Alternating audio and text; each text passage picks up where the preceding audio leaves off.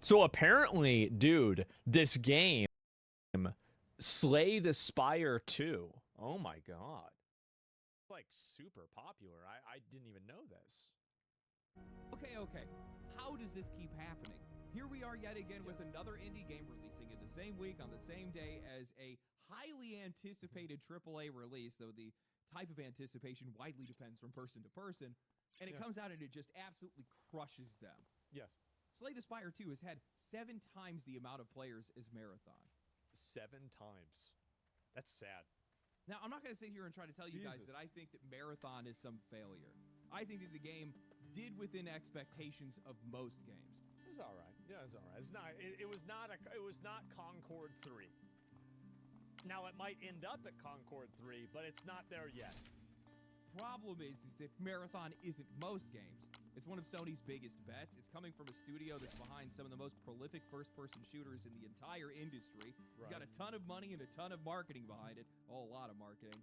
And the real question is going to come down to whether or not this is enough for Sony. Whether or not this is the number that Sony was looking for. Yeah. These two games have had a lot of people talking. A lot of people are using it as an opportunity to slam Marathon, showing that this is the way, this game has totally failed. Yeah. On the other end of that, you have people that are deflecting, trying to say that the two games are not comparable because, well, they're just not the same. And I've also seen a lot of people try to write off Slay the Spire 2's success as just another roguelike. What I think... Then they should have made just another roguelike. That's all you have to do. So you just make a roguelike video game and it gets 500,000 players?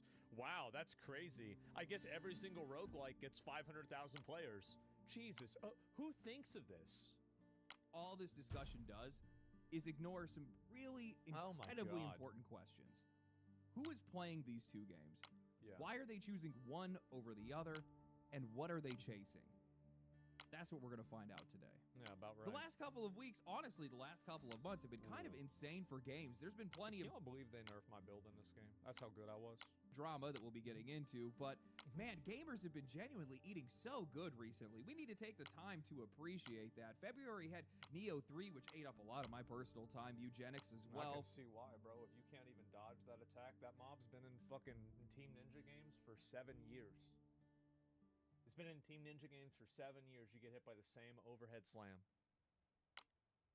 Jeez. From the creator of Binding of Isaac. Then we got Resident Evil Requiem, which, man, that game has just been so good. I just finished my second playthrough of that. We also got a steady stream of information coming out around Crimson Desert, and honestly, it looks like that game's actually going to be delivering on its promises, and man, if it does, ooh boy, that's going to be a problem. It's going to be the best now we game have at March, ever. and Pokemon Pokopia launches. Here, let me give you guys some advice. If you want a low-maintenance girlfriend, you should date a girl that plays Pokemon and likes to play and get into Pokemon games. The reason why is that they are already conditioned into accepting the absolute bare minimum, the lowest quality, and the worst possible outcome that they could ever have, and then they continually stick with it for 20 years.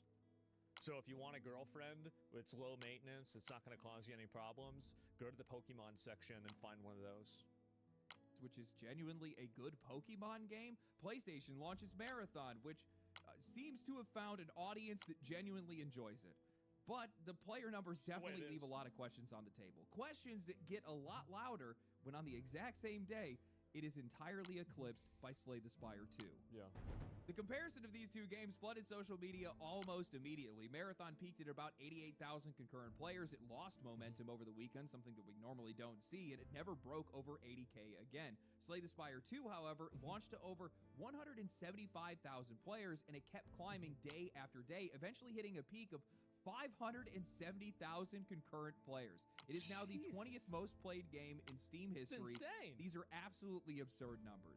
Now, I've seen a lot of people trying to estimate how many copies Marathon has sold. That's the game that most people are the most curious about right now. And, well, most of the math that I've seen has been pretty flawed, with people overcomplicating it more than they need to. The simplest way for you guys to be able to gauge how a game is done is just look for a game with similar launch performance and see what that studio reported. Marathon peaked at around 88,000 concurrent players, and the closest comparable across all platforms is actually Dragon Age The Veilguard, which...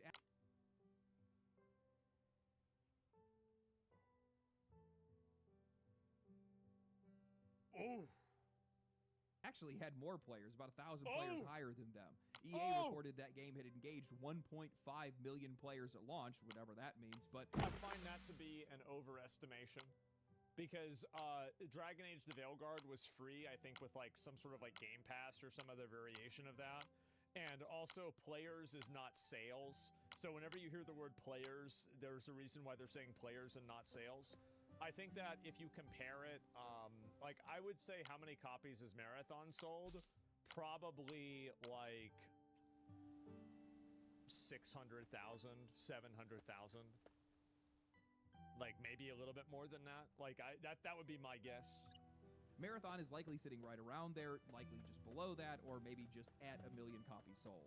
How many refunds? Now, a critical difference between these two releases that I think is really important to take notice of is that GamesIndustry.biz ran a piece noting that Slay the Spire 2 was not multi-platform. This game was only on Steam, and it has already sold over 2.8 million units based on available data, and that 43% of those sales are coming from China alone, which is a massive market. Now, I love this because this is a 10-person studio team that is making a $25 deck builder that's cracking into markets that AAA publishers... Think about that. 3 million, 25. So that's $75 million. Obviously, you know, you cut all that up. Like, each of those guys is walking away with 7 figures, 100%. That is crazy. Are spending hundreds of millions of dollars, and they can't even reach. I think this is a bit poetic that the games industry has been spending years chasing larger and larger audiences, and in that pursuit, they've managed to shrink the audience that they do have, while also somehow ignoring one of the biggest ones.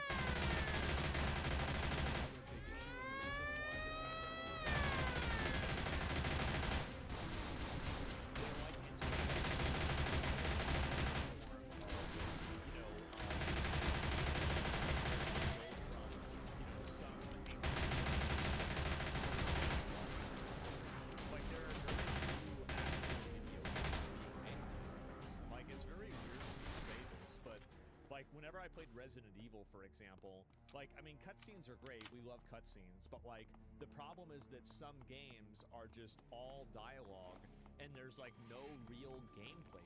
Like, there's nothing you really do. And I think that's just, it's Last of Us ruined everything. Every video game before that was good. Every video game perfect. Yeah, it was. And, like, now... I was playing like through Luxury Waves story, and like the story was very good. It's very nice. Like, I want to fight the dragon. I want to fight the dragon. You know, and like where is that? And I always feel like in a lot of cases, this is an inhibitor for gameplay. I don't know if you guys have had that, but it's just like a huge inhibitor for gameplay. Even Megacrit, developers couldn't help themselves. They jumped onto Twitter posting, "Congratulations to Marathon team on their launch. Don't let a small indie passion project pass you by just because Slay the Spire 2 is out." Talking shit. Absolutely brutal. Yeah. Guys, Megacrit is a 10-person studio that dropped a single trailer announcing their early access launch. Bungie is an 800 developer studio backed by PlayStation, throwing everything at the wall, and this wasn't even close. I don't think that they have because there's another factor is that Marathon is probably also cannibalizing players from Destiny 2. And, like, I've seen Destiny 2's player numbers go down drastically. So, like, even the success of Marathon is not completely, you know, like, exclusive to Marathon. PlayStation is known for spending heavily on their marketing, but this might be one of their most aggressive campaigns that I have ever seen. Honestly, I would not be surprised if they spent over $200 million just on their marketing campaign. They sponsored nearly every content creator under the sun. They ran a full suite of ads. They built out an ARG experience so that players could hunt down lore and real clues and stuff like that in real life. They have an entire song that was written and recorded by Poppy, and they ran an advertisement presenting the game's prosthetics and shells as real technology to prank unsuspecting guests. Now, honestly, I'm not even going to throw shade at any of this other than the money that they spent, but a lot of this stuff was genuinely cool. I think it gets the community involved almost immediately, and it all fits the theme of the game really well, but you guys just got lapped 7 times by a studio that's now walking back their own track. I'm gonna be honest, like, all these marketing ploys are fucking retarded, and the people that do them are just basically, it's like, these are the, you know, like the girls that post like their videos of like them going to work and like all they do is like get boba tea and have meetings. Like, this is like where it's like basically adult daycare. These are adult daycare projects. Nobody gives a fuck about this shit. Nobody cares. This is stupid. This is stupid. Anybody who's focusing on this is wasting your money. You need to make a good video game. That's what your focus needs to be. You need to be making a good video game. Make a good video game. Make a good video game. That's it. That's the only thing that matters. And like this over focus on marketing and these marketing events, like some companies, like I actually think that marketing is probably the lowest competency like field that I've noticed inside a business. Like, I'm not a big finance guy, so like I could be missing probably a lot there. But like outside of that, I feel like it's marketing. Like, there are so many people that are just so stupid that work in marketing that, I mean, I don't know why. Like, I mean, you should put them in jail. I mean, really, I mean, you basically stole $50 million, right, for this marketing budget, and you turned $50 million into $3 million. Like, yeah, you should just go to jail. Match talk, because they look like the bully for outperforming you. All this does is prove that money can buy attention, but not interest. PlayStation spent a lot of money here, and the market just didn't care. No, because nobody cared about that. It was a stupid decision made by a person that should be fired. Anybody who thinks like that or has that type of a mentality, if you're running a company, just fire them. It's worthless trash. When you look at the reception of both of these games, I think the outcome makes a lot of sense. Slay the Spire 2 is a sequel to one of the most beloved and widely played indie games in the entire scene. It's $25, and even less if you actually buy the first one. They give you a discount on it. The studio has a great reputation, and every day more and more people are choosing to actively support indie developers. It's a known quantity in every sense. Should I try this? What do you Marathon, think? on the other hand, is a pile of uncertainty. It's a $40 live service game dropping into a free-to-play market, which honestly, I don't really think would be much of a deal breaker if it wasn't for the fact that Bungie has spent years thoroughly torching their own reputation. Egregious monetization, removing paid content that players had already paid for, repeated controversies over stolen artwork, and essentially sacrificing Destiny 2 on the altar of this new game, turning their own audience against them in the process. It's literally... And that will hurt the longevity and the trust with Marathon. Because what I think is probably going to happen is that Bungie will recalibrate and then make content for Destiny 2, and then the Marathon players will perceive the same thing, and it will create a toxic relationship with the developers and their fans. That's where I think things are going to go. The meme of the shiny new favorite. Yeah. And even with the game out now, I still don't think that Marathon is a known quantity. I mean, PlayStation themselves don't actually seem to be completely sure of what the game is. They've been asking reviewers to hold off their coverage until late March when Bungie plans to release the Cryo Archive, a raid-like scenario reminiscent of... Wait, they don't want people to review the game when it releases? What the fuck? What? What do you mean you don't want them to review the game when it comes out? Destiny that some believe is the final piece that's going to make the whole experience click. The argument being that judging the game without it just isn't a complete picture, and my question... Then you shouldn't have sold the game without it, fucking idiot. Fucking Say stupid. Stupid idiot. Well, then why did you guys sell an incomplete experience? Yeah! Look, asking reviewers to hold off is only going to build distrust. It's going to make players feel like this game is getting preferential treatment that it wouldn't be getting otherwise. And honestly, those players would be right. If critics are either delaying their coverage or carving out caveats for content that doesn't even exist yet, well, one, that's unfair, and two, that is useless to anybody that is trying to decide whether or not to buy the game right now. And even if the Cryo Archive is genuinely transformative, all you're really doing is telling players that it's going to get better later. Content that a new or casual player is unlikely to see for a long... The review, asking people to hold back a review is fundamentally consumer unfriendly. And I think this goes to talk about more of the toxic relationship that developers have with game journalists, where the focus is not about being in the best interest of the player. It's about being in the best interest of either the journalist or the developer. And the player's benefit is seen as like a secondary, you know, serendipitous outcome. What do you want? Time, if ever, especially given how much more demanding Marathon is and how much more competitive Marathon is compared to something like Arc Raiders. What players need to know right now is what the game feels like on a day 1 or day 2 basis, not what this game is going to feel like a month from now. Yeah, why would you do that? And also, the game, like, that content isn't even out. How do you know how that content's going to affect the player base? There's so much emergent player behavior inside of a big live service game like this that you can never really predict what's going to happen. Every single sale starts with the first day, and every single return happens in just a couple hours. What are we doing?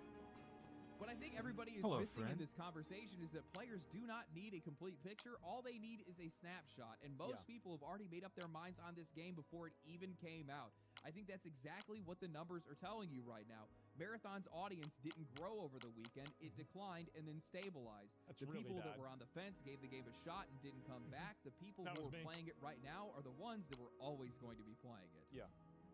I took the headphones off. It's hot as hell in here, so hopefully this still sounds good. Contrary to popular belief, I actually do not think that Marathon is a failed game, nor do I think that it's necessarily an objectively bad game. And honestly, I also think that it has dodged out on being Concord 3. So far. Kind of. Yeah. All this depends on whether or not PlayStation sees this level of success and says, yes, this is acceptable. This is what we were looking for. They have to see the numbers and say that it's worthy of their investment, their initial investment, and also their future investment. And as we have learned multiple times, many times by now, these companies are not necessarily fair when it comes to the expectations that they put onto these games. And this isn't even just talking about the right now. We're also talking about when this game starts to lose players, when this game starts to cool down a little bit, when the content creators walk away from it for a while. It's like when this game has like 20,000 players, which I think could happen within like a couple of months.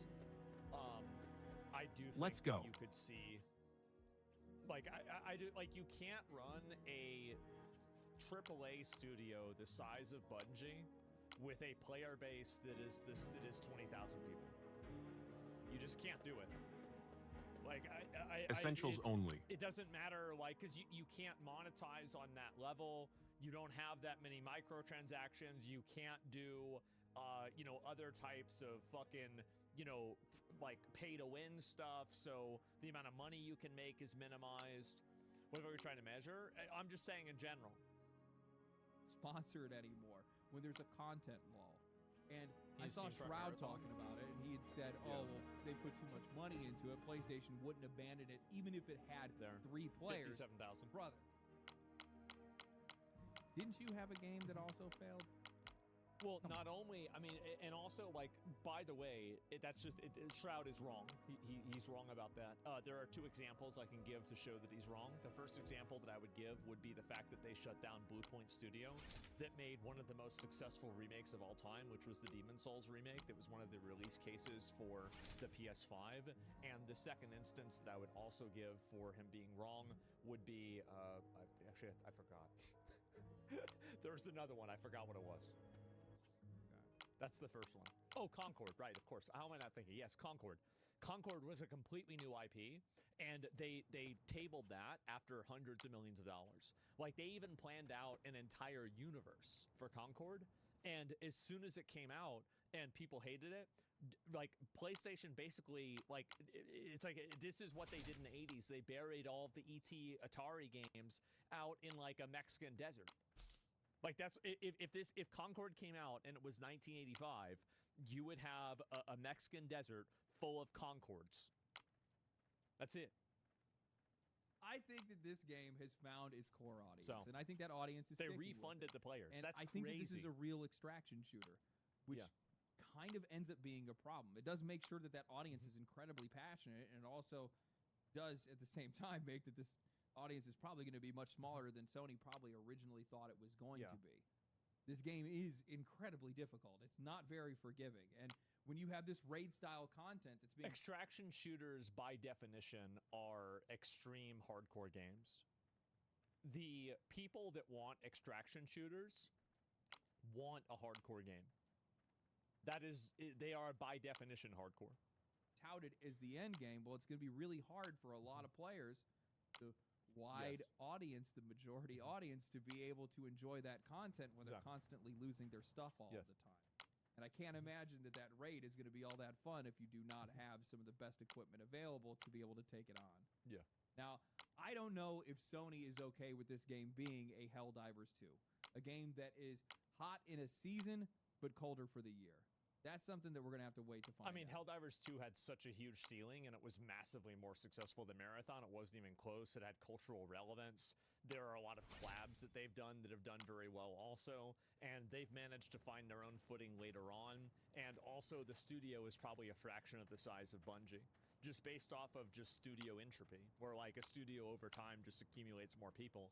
Bungie's been around for 20 years. They've probably got a ton of redundant jobs and redundant positions that, you know, probably they could use some layoffs. And I think that if Marathon keeps going in the direction that it's going, we're going to see that happen.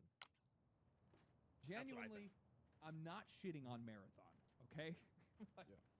Good Lord, the amount of people for like the last week that I have had that have been flowing into both my DMs, on my comments on Twitter, and in my videos that have been trying to call me out thinking that I'm trying to attack their game. Look, it has been some of the most insecure behavior that I think that I have ever seen. But I realized something in that. That insecurity has a source. It's coming from somewhere. That insecurity is a self-defense, and I think that it's something that is working to both the negative and also the benefit of Marathon, but also the same for Slay the Spire. For me personally, I've been trying to give Marathon a fair shot, and I'll be honest with you guys, that has been a struggle as somebody who is predisposed to hating Bungie, but the game does have things that I love. For as jaded the thing for me is like I'm predisposed to liking Bungie, but not liking Marathon. That was like my vibe from it.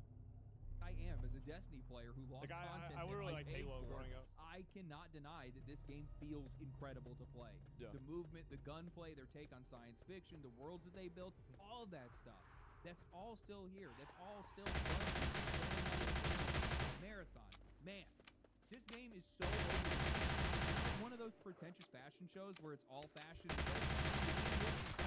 It really like a Kanye West fashion show. Yeah, exactly. Style that you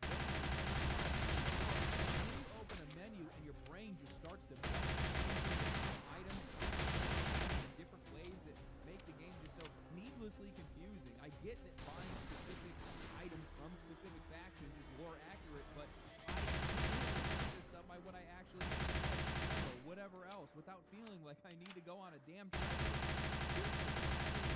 So outside of that's a blue item, that's a green item, work for any decision making that you're making out in the field. Players and NPCs are blurring together in the moment. Sound feels like it's tight in some areas and then loose in others. It's creating low-grade, constant confusion that just never really lives in me. Neon colors everywhere. Again, I understand it's on theme, but your eyes are drawn to nothing. Basically, your eyes are looking at just big random red objects and pink objects and yellow objects. It's like basically if you took Killzone and Fall Guys and you put them together. That's the heart of Marathon.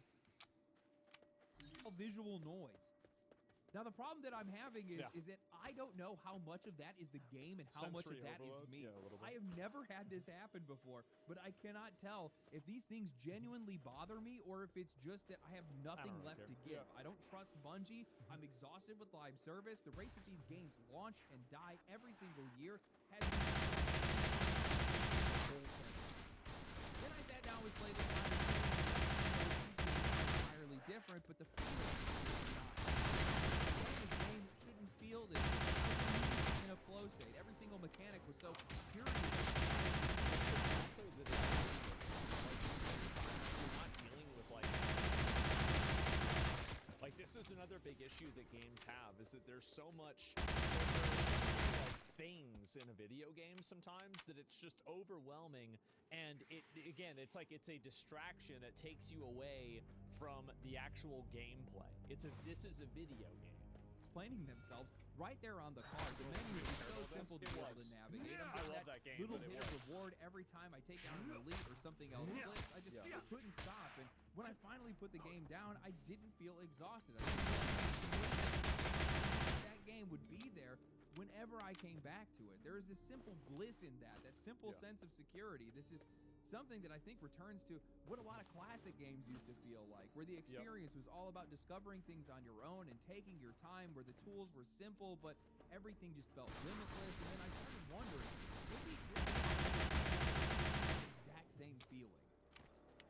Something that the games industry just hasn't come to terms with yet is that while they love gambling, I think that a lot of people also just, they want to be able to play a fucking video game. And I think the big issue of what happens is that you have a game like Marathon, and there are just so many extra bells and whistles and complications with the game that they're getting in the way of you just being able to just play the game. Like, I feel like that's always what I want to do in games. I just want to play the game. I just want to go and play the game. And there's like, oh, wait a minute, there's something else. There's something. Live service games, it's because the overwhelming. upside is make them immune to all the failures that they had before. What they don't account for is that Like all those failures project? may not hurt No. them, they absolutely hurt the players. Live service games, ask how purchase. It is a game that is going to continue to ask for more and more money. And it's also time. Time is a huge thing. Like, I have a rule with myself. I only do dailies in one game. That's it. I only do dailies in one video game. Now, it might be a different game every day, but I will never do dailies on 2 games. Faith in the studio, more faith in a roadmap, more faith in a future that is genuinely unclear. And that ask lands a lot differently when players have watched so many of these games just Too disappear. much effort? Yeah. Every time Need a live help? service game shuts down, Dailies real burn me people out. get They hurt do. by it. And I'm not just talking about the developers in this instance, because while we can sit around and we can meme all day, and while a lot of these games we can say are not made for you and I, or Yeah, true. honestly the vast majority of people, Anybody. there are a few people who genuinely do enjoy these games, and the number of those players is just accruing over time. I guarantee that there are people who bought skins in Multiverses, in the Cycle Frontier, in Concord, in Suicide Squad Kills the Justice League, in Highguard. Skins have been vanished into the void. Actually, I know that's a fact because I just recently jumped into a match of Highguard just to grab some footage before the game's eventual shutdown, and there were people that were wearing paid skins. People who cared, people who were invested, and that all just gets taken away because these games are not hitting a benchmark that has nothing to do with them. Well, it's also What that, that's like, done over time is the fact is, like, in my opinion, this is just my opinion, I just think Arc Raiders is a much better game. I do. Like, I think it's just a better game. Like, there's more to it, it's more interesting, the style is better. Like, I just rather play it. Like, I look at Marathon versus Arc Raiders, and it's like, you just ask me which game do you feel is, like, more appealing, and it's Arc Raiders every single time. The audience in too. You have people who will go nowhere near a game like Marathon because they don't know what it is, they don't know what it will become, and they don't want to find out the hard way. And then you have people who are genuinely I don't agree with that mentality, by the way. I think that whenever a game comes out, there's nothing wrong with playing it and just seeing what it's like for fun. I think that we should something out rather than playing a video game and committing. I think if it's not very good, enjoying it, and they're terrified that it's going to suffer the same fate as a lot of they start defending it like crazy from any and all criticism just to try to keep it alive. That's how you end up with too much money. Yeah, I feel like a lot of games have demos, you can refund them, but yeah, I mean, maybe if that's the case, I mean, obviously that's different. Wild swings where you have these devout players that are preaching the word on one side and everybody else that's skeptical on the other. It's also how you end up with a launch that genuinely you can't really call a success or failure. It's just kind of sitting in limbo, which is exactly where Marathon is sitting right now. I would say, yeah, actually, you know what? He's probably right about that. Yeah, it's probably in the Now, on the other hand, you have Slay the Spire 2, which isn't asking you for anything beyond the $25 that you had already spent on it like any other single-player game. Stating that they are microtransaction haters. Everybody else in the industry, they have a positive reputation. Can run this game on a potato. So, of course, this game got 7 times the players. I posted on Twitter celebrating the launch of the game, and I saw somebody had responded, to be fair, this is the most casual of casual games. Literally anybody could play it. What is that supposed to mean? Like, a video game has to be good. Like, really? Like, what are you talking about? Like, that was supposed to be some criticism or some... Yeah, like, what about Balatro, Vampire Survivors, Fortnite, Minecraft? All of these games could be played on a fucking... on, like, a Nokia phone. Yeah, duh. And I said, to be fair, that smells like success. Exactly. What they're describing as the negative, low barrier to entry, accessible to everybody, no steep learning curve that's going to keep people out. That's exactly why more than 2.8 million people bought it almost immediately. The games industry keeps trying to lock players down, stretching out these games and their playtime and their attention and all these different things beyond what any player can realistically give any of these guys, and it's just not working. Slay the Spire 2. Yeah, and that's another thing, too, is that there's a lot of games that they want to extend playtime by adding in, like, just random goals that you have to just basically get you to play the game more. And I feel like really nobody wants to do that in a lot of cases. Nobody wants to do any of this shit, like dailies, activities, like, and also it's like just adding in extra tasks just to extend playtime. It's not going anywhere. It doesn't need to hold 100 million concurrent players just to be able to justify its existence. It already has made its money cleanly from a $25 purchase and no servers to maintain. And all they got to worry about is just keep building on the game from its early access while it's already a smashing success. Megacrit didn't have to spend hundreds of millions of dollars in marketing or anything else. Oh, he means Megabonk, I think. Which means that they just basically get all the money in return that they spend. And it's an enormous payoff for these guys. They get to keep making games, and the game itself just sits there, permanent, waiting for whoever wants it. Next week, next year, 5 years from now, you cannot say that about a lot of these live service games. I think that permanence is a form of trust, and trust is something that is in very short supply in the games industry. When I look at how a lot of these indie games are getting support and they're just snowballing year after year with every single one of these releases seeming to land harder than the last, I don't think that that's people that are just discovering good games. I think that's a signal. Players are tired. They're tired of the indifference towards the future of their hobby. They're tired of games disappearing, tired of money that they're spending on something that is just being taken away. There's also a component to it too, where like a lot of these bigger video games have like a scope that's just so large that it's hard for a casual player to get into it. So like, for example, like where Windsmeet has this problem and also Marathon has this problem.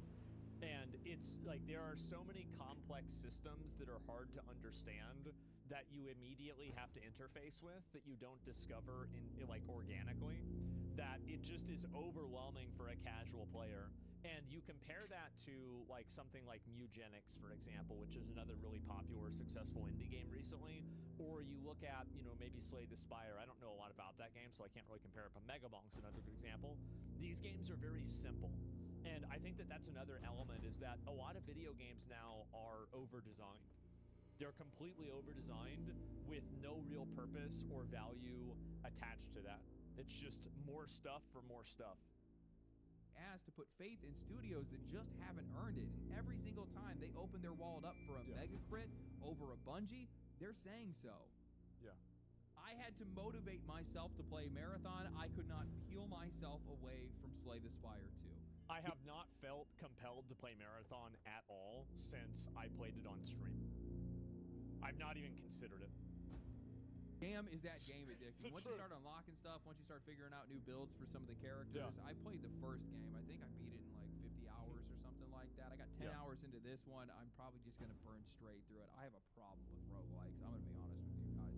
Once I'm in, I don't come out. It's mostly because of the fact that, like, I don't know if you guys run into this, but when you play roguelikes, like, they all play so differently. There's that initial adjustment phase that you kind of got to get over, and once you get past that, you're kind of locked into it. You know, I saw this guy post on Twitter. This had me dying. And he had said that I am a Indies good, AAA bad grifter. These people have... Is it grifting if every chart agrees with you? Is it grifting if it's being represented in every form of data representation that you have? Like, yeah, I don't know about that. Lost the meaning of of that term. It is Mega forever Fritz, the gone. developer of Slay the Spire? Oh, I'm an idiot. When I did thought he was talking about supporting Mega Ball. indies over I didn't know that. billion-dollar AAA shit, companies turn into a Damn. grift? That's what I would like to know. But I'll tell you guys totally what I different game. told him, and I'll say it proudly again. I am a natural-born hater, baby. I am too.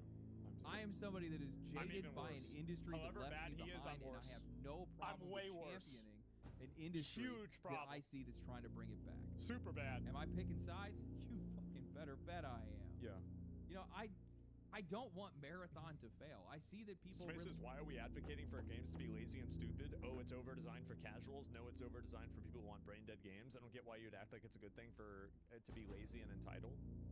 Lazy and entitled? Bro, like it's a video game. What are you even thinking?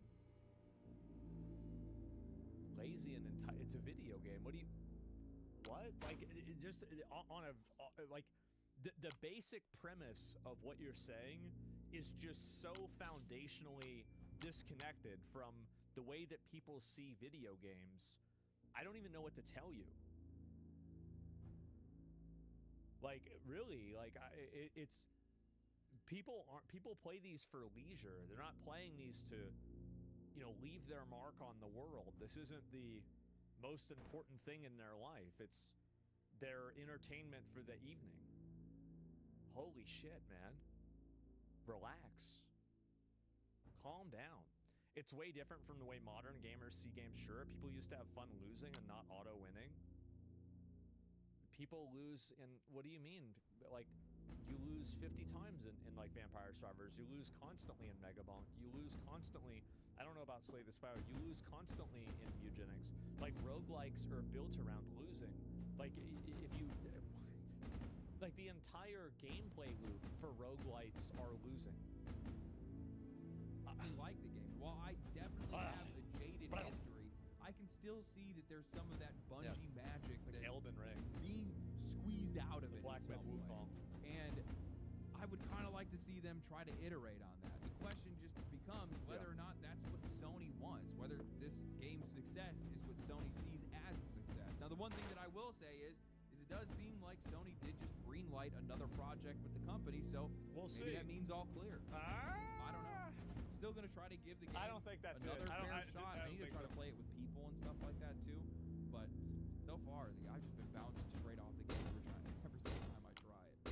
Now, the other thing I'm going to say is, in times of uncertainty, people look for certainty. People look for something that they can find security in. And right now, in the games industry, honestly, all walks of life, I think a lot of people are just feeling really uncertain right now. Yeah. When you look at a game I wonder why. that you can just buy one time, a game that you can afford, has a big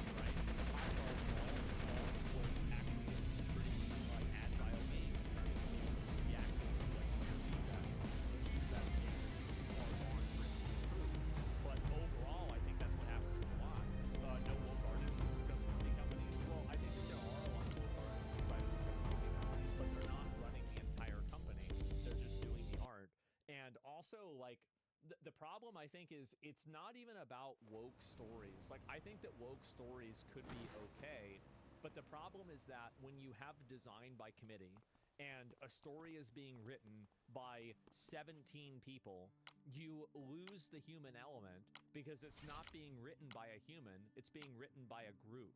And I think that's what happens. Like, no, I mean, I don't really necessarily agree that every woke story is bad or every chud story is good.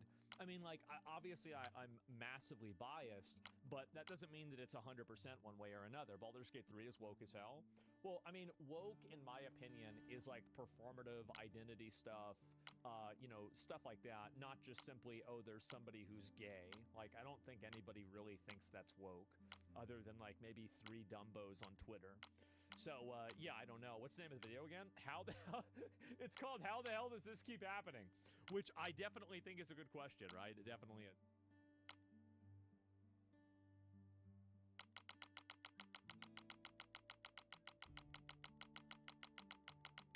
How is this a threat? Well, it threatens their money because nobody wants to buy garbage whenever they don't have to. You need to stop what you're doing right now. I see what you're doing. I saw what you said. You should not. What did I do? Stop celebrating the success of these 30-person studios that are doing more with 30 people than most video game studios can do with 600. No, I love how, like, some of the developers try to, like, use the idea of, like, oh, we're going to try to make you feel sorry for us because our games aren't doing well. Like, how can you cheer for a game failing? That's easy. It's super easy. Instead, you need to panic. We all need to panic because the deprofessionalization of the games industry is on the horizon. At least that's what they're calling it. And that means that there are fewer roles in marketing, cultural consulting. What? Brace yourselves for this one. HR? Less roles in middle management. Oh, God, the horror!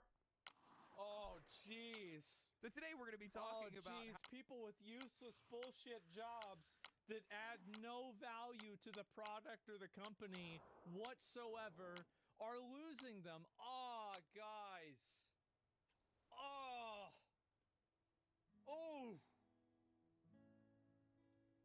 How apparently it's a bad thing that more people are making games on their own because that means less opportunities for the real professionals. Oh yeah, this is going to be good. There it is. Once success starts happening outside of the system, all of a sudden it's not about whether or not games are good. No, it's about who's not getting paid to make them. Accountability is a rare thing in the games industry. I've noticed that more times than not. And so many people want to shift the blame. The reason why they want accountability displaced is because they are products of an apparatus that displaces accountability. What people that are lazy love doing is they love displacing fault between so many people that nobody can actually be assigned blame when something goes wrong because it's just a failure of an apparatus that is too large to deconstruct and that is designed that way on purpose. Somebody else, they want to create an enemy out of thin air, or they want to appeal to empathy for job security. And now we need to be careful. It's like, here's a really good personal example. Have you guys ever had a problem with somebody, and whether it's a girlfriend, maybe a toxic relationship, something like that, and they say, oh, well, we both made mistakes? It's like, bitch, you made 98% of the mistakes, and I got mad at you for it. That's basically what they try to do, but in a corporate level with 150 people. How much we enjoy these indie games because it could hurt AAA. You need to put down that Expedition 33. Yeah. You might poke somebody's eye out with that thing. But before that, a word from today's sponsor. If game publishers are willing to charge $80 for digital games that you don't actually own, track your behavior, and lock content behind online-only DRM, what do you think they are doing with your data? That's why I use NordVPN, and you probably should too. NordVPN encrypts your internet traffic, trackers, and malicious websites with its Threat Protection Pro, and it helps you stay private no matter where you are or what you're doing on. I don't trust these internet companies. I only trust Big Tobacco and Big Oil. They've never steered me wrong. online. It's fast, reliable, and it doesn't log any of your activity, which is more than I can say for a lot of other companies on the internet these days. It also lets you access region-locked content from anywhere in the world. A documentary that's only available overseas, a site that's blocked on your network, or you're just trying to avoid price discrimination. NordVPN gives you freedom to browse without borders or restrictions. Whether you're sick of targeted ads, censorship, or you just want to take back control of your digital life, NordVPN gives you the tools to do it. Go to nordvpn.com/LDrops or click the link in the description and comment below to get a major You have to change it to W drops. Like, come on. Count on a 2-year plan plus 4 extra months for free. Come on. And if you find out that it's not for you, well, there is a 30-day money-back guarantee. Thank you to NordVPN for sponsoring today's video. Indie games haven't just found success in recent years, they have dominated, not just as underdogs, but as some of the most beloved and talked about titles in the industry. And indie has become a bit of a spectrum. On one end, you have studios like Larian with Baldur's Gate 3, or Sandfall Interactive with Expedition 33, well-funded. Indie games are simply games that don't have a publisher. That's it. Outside of the grip. That's the definition. On the other end, you have solo developers like Tyler, One, or Local Dunk, the creator of Bolitro. Completely different scales with the same result. Self-run, self-funded, and most importantly, unrestricted by AAA. As tools become... It's so funny for me to watch people play this game the way it's supposed to be played. How embarrassing. More accessible, and these games keep hitting both critically and commercially, more creators are jumping in. Veterans that are finally breaking free to go make something they actually want to. Others are just complete newcomers. But the point is, they're doing it, and they're doing it on their own, and that's where the friction starts. Because every new success story from the indie world exposes just how bloated and inefficient the traditional studio system has become. And for some people, that's a threat, especially if you're... This is inside of all corporations. I think that this is a problem of corporate bloat that's happened inside of all tech companies.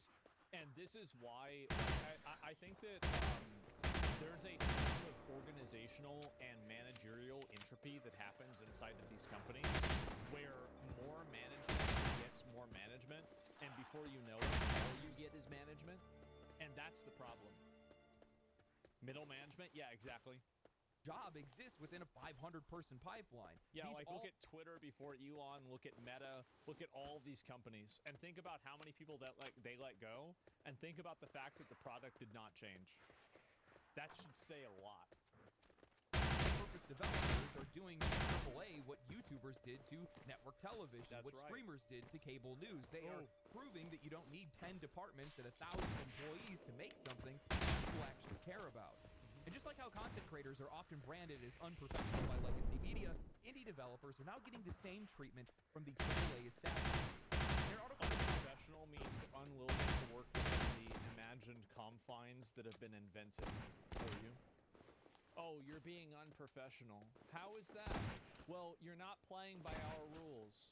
Yeah, that's because your rules are bullshit. It's pretty simple. Bryant Francis of GameDeveloper.com titled "The Deprofessionalization of Video Games" was on full display at PAX East. Look at bro. Oh God. Yeah. That's exactly the kind of guy that. Yeah, it's either that or a boomer. East felt like a warning. Explosively successful games by solo devs and small teams are great, but it could lead to the death of vital specialists.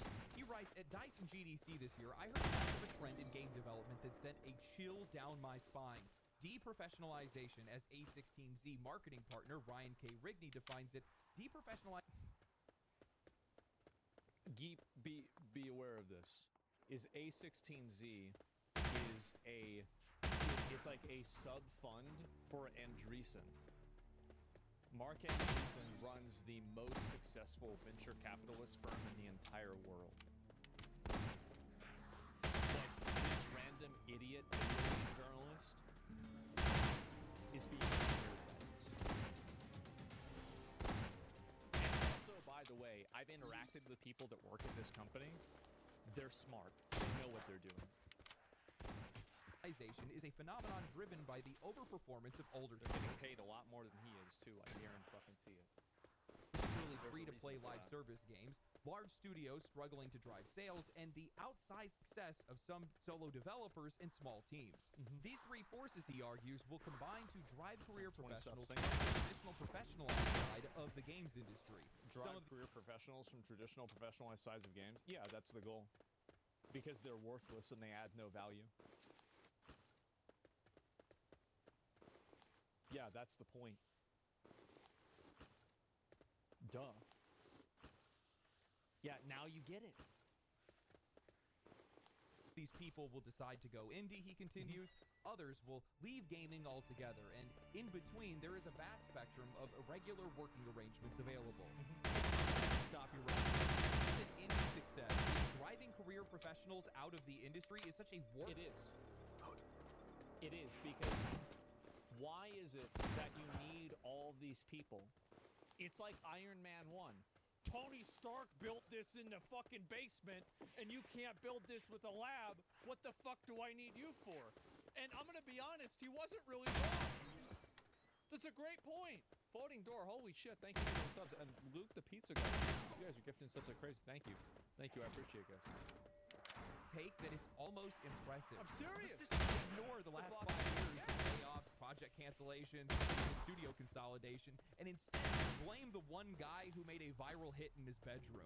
Yeah. That's the villain now? Major studios have been pushing these people out long before indie would even come into this conversation. Specialized talent wasn't being nurtured, it was being discarded. Projects were getting rebooted mid-development. QA is being outsourced, and artists are being chewed up and spat out like they were nothing more than replaceable assets. Indie success didn't create this brain drain. It gave people a reason to leave willingly or a place to go if they did. So those professionals now look at indie devs and think, yeah, I'd rather take the risk and make something real. That's not deprofessionalization, that is liberation. And that's honestly, reprofessionalization, because their job is to make video games, not exist inside of a bureaucratic Karenocracy that's been created in order to make sure that people get payroll for doing something that creates no value. That's a good thing. That's the and the industry needs more. Because the reality is, the parts of this industry that this article feels are being threatened, corporate monoliths like Activision, EA, Ubisoft, Epic, are the same companies that are responsible for most of what's broken. Bloated budgets, monetization first design, copycat games that are designed to mimic Fortnite or Call of Duty. If those studios are shedding talent, maybe that's because they've become the worst place to put it. Those same professionals that are being kicked out of the industry go on to build the next Larian, the next Supergiant, or the next Entertainment. That's not a loss. That's the start of something better. The writer goes on to say, wandering through these booths, I found a mix of truly excellent and inspiring games, but also found myself bubbling with frustration. Few developers on display were working with teams larger than 3 people. They talked about publishers. And this was frustrating to you? Why was this frustrating? We have ourselves a bureaucracy enjoyer. What the fuck is this problem? A lot of people fall victim to the idea that the way things are.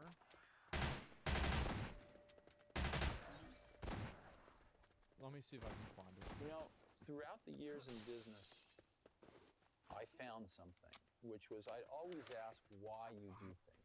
And the answers you invariably get are, oh, that's just the way it's done. Nobody knows why you do. Nobody thinks about things very deeply. That's what I found. I'll give you an example. When we were building our Apple I's in the garage, we knew exactly what they cost. When we got into a factory in the Apple II days,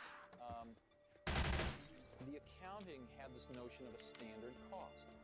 Right, what's that? You kind of set a standard cost, and then at the end of a quarter, you'd adjust it with a variance. Sounds like a job for somebody else. And I kept asking, well, why do we do this? And the answer was, well, that's just the way it's done. And after about 6 months of digging into this, what I realized was the reason you do it is because you don't really have good enough controls to know how much it costs, so you guess, and then you fix your guess at the end of the quarter. Right. And the reason you don't know how much it costs is because your information systems aren't good enough. So nobody said it that way.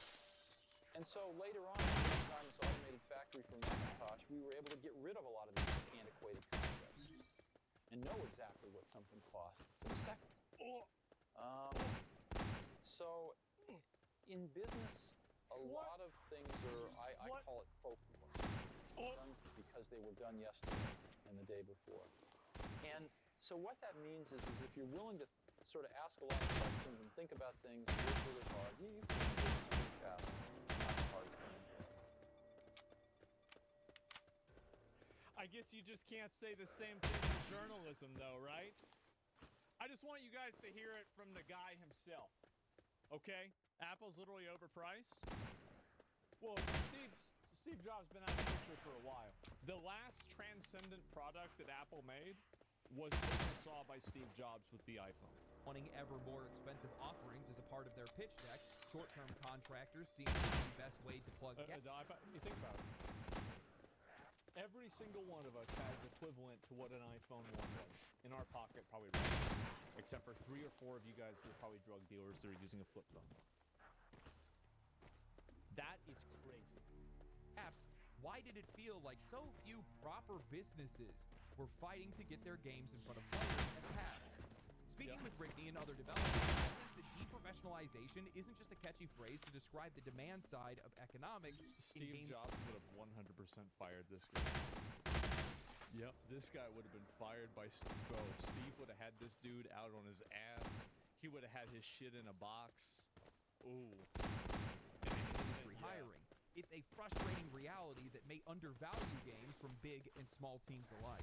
Rigney offered some extra nuance on the deprofessionalization theory in the email exchange we had before PAX. He predicted that marketing roles at studios would be the first on the chopping block. Good. The people that run marketing campaigns at most publishing studios and development studios are retarded. They are. They're stupid.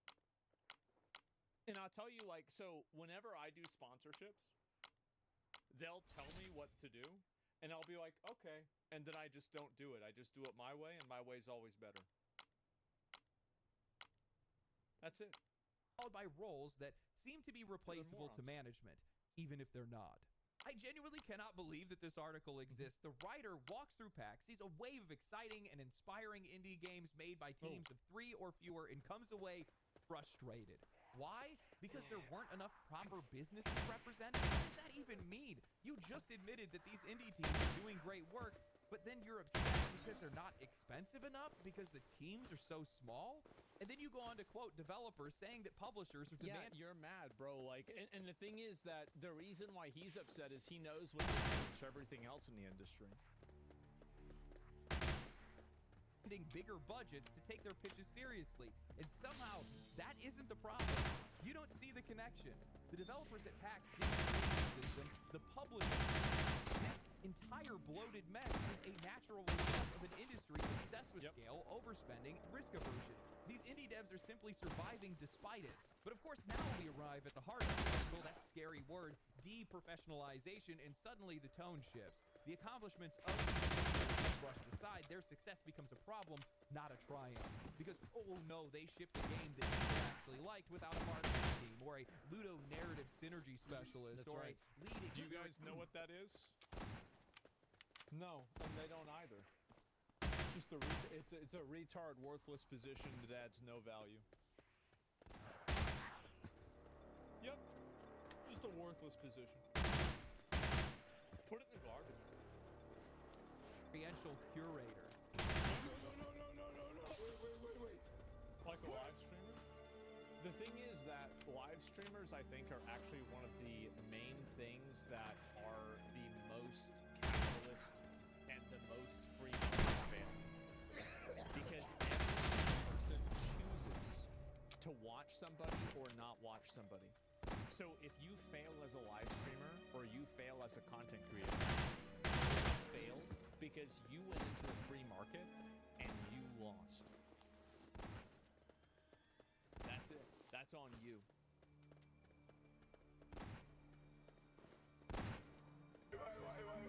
Guys, I've said this before, and I'm going to keep saying it. One of the biggest issues in AAA development is bloat. Bloated teams, bloated budgets, bloated management structures where nobody knows what the person next to them actually even does.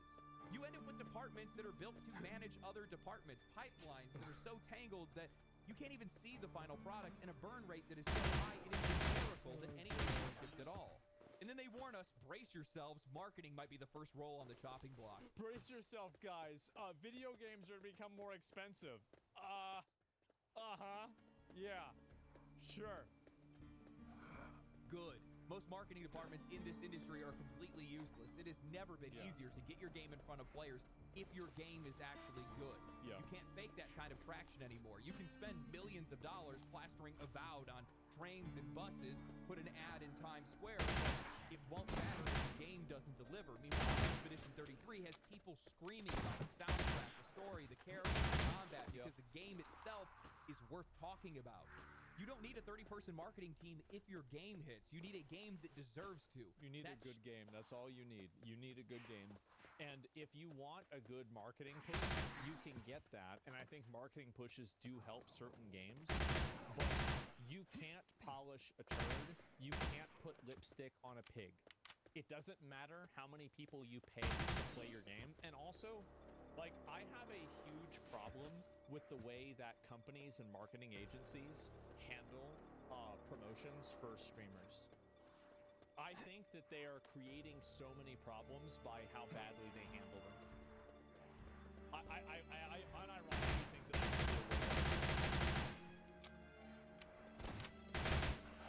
they're wasting, I'm not even kidding you guys, $2 to $10 million on the regular.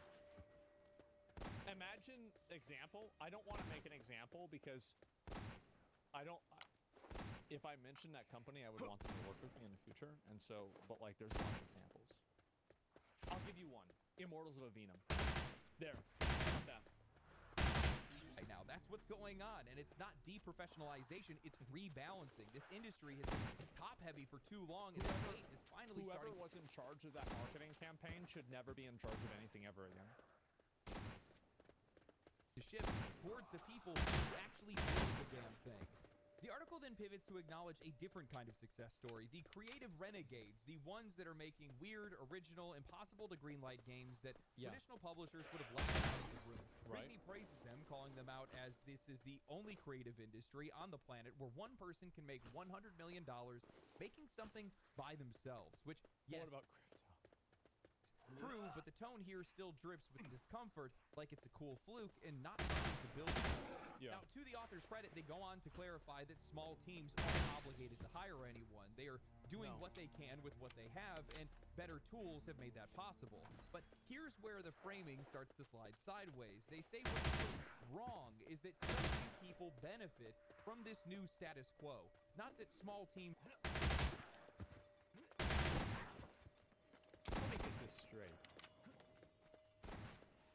The millions of gamers that now don't have to pay $80 for video games don't count, but it's the 400 HR useless garbage jobs that add no value.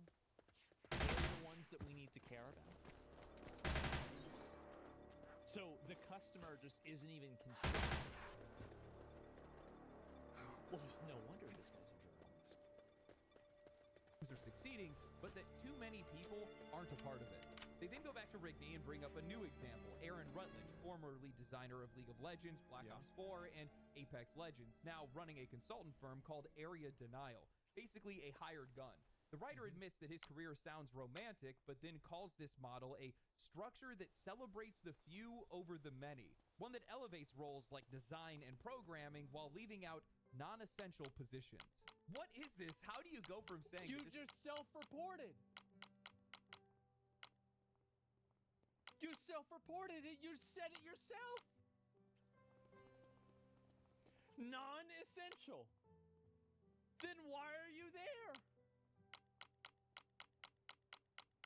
This is the only creative industry on the planet where one person can make $100 million by themselves, to immediately following that with what feels wrong about this is how so few people seem to benefit from this status quo. Do you hear yourself? This is the benefit. That is the shift. We are no longer living in an era where you need to get a green light from a publisher, sit in a cubicle farm for 6 years, and then get your name buried in credits under 5 layers of management. Why do you think they think this way? A lot of people really like the... I think that a lot of people don't understand the comfort that a large-scale bureaucracy brings. because people can be comfortable and safe inside of it without having to worry that they're at risk, they're going to lose their job, it's the status quo, everything is normal, there's not going to be any big problems, everything's going to be okay. Mediocre people are against meritocracy. Yeah. If you want to find out who the real losers are, figure out who doesn't want to work on commission. Witnessing one of the most democratizing eras in video game development history, and somehow your takeaway is, but not everybody gets to enjoy the ride? Of course they don't, but that's always been the case. But now the door is actually open. Look at Path of Exile and Grinding Gear Games, a tiny studio in New Zealand that grew to a 200-person powerhouse. It's working on 2 full-scale games. Look at Expedition 33, built by ex-Ubisoft developers, a composer that they found on